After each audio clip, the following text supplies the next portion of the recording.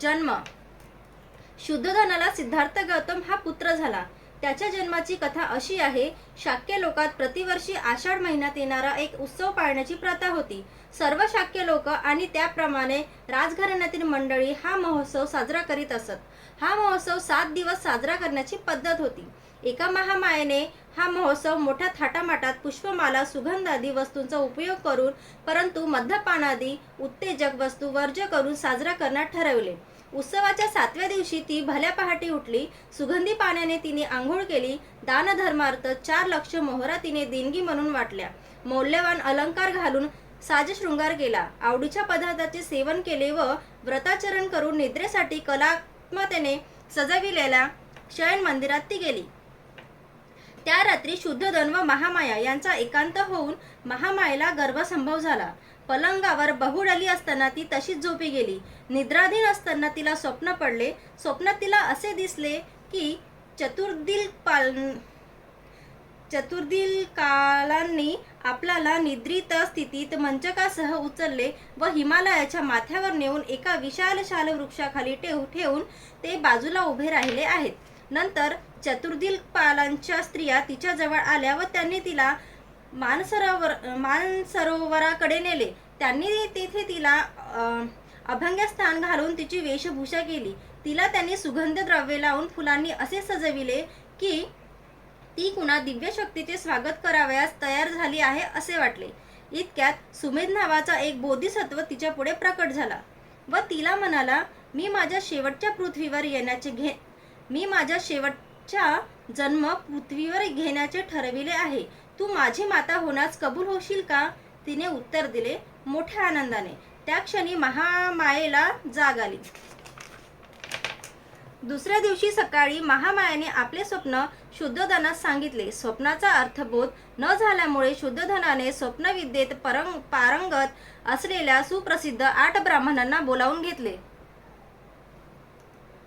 त्यांची नावे राम, धन, लखन, मंती, यन्न, सुयाम, भोग व सुदत्त अशी होती.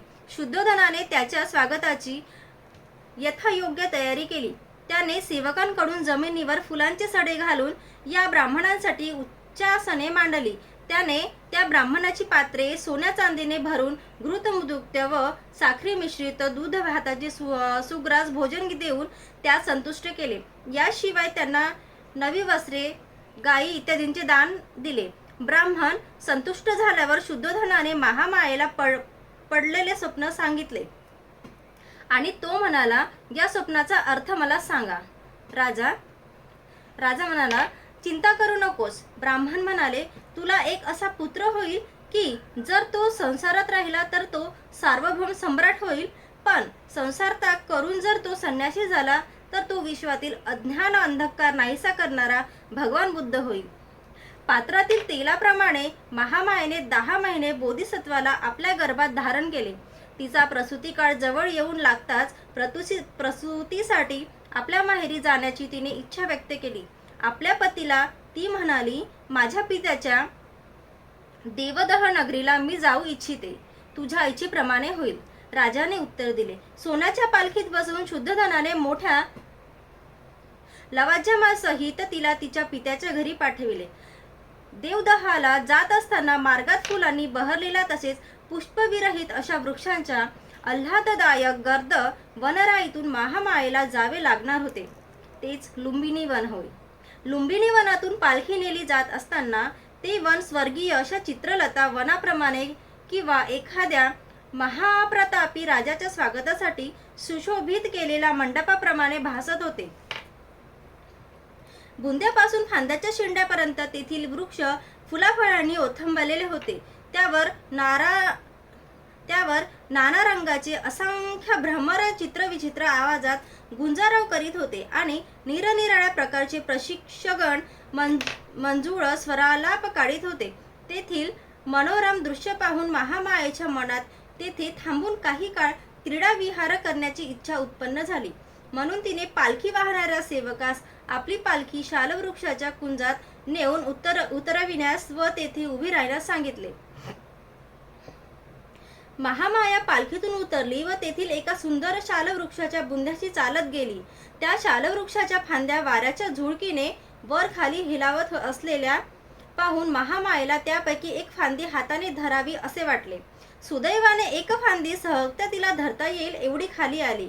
इतक्यात ती आपल्या पायाच्या चवड्यावर उभी राहिली व तिने ती फांदी हाताने धरली. तेवढ्यात फांदी वर गेल्यामुळे झटक्याने महामाया वर उचलली गेली आणि अशा प्रकारे हल्ल्यामुळे तिला प्रसूतीच्या वेदना होऊ लागल्या.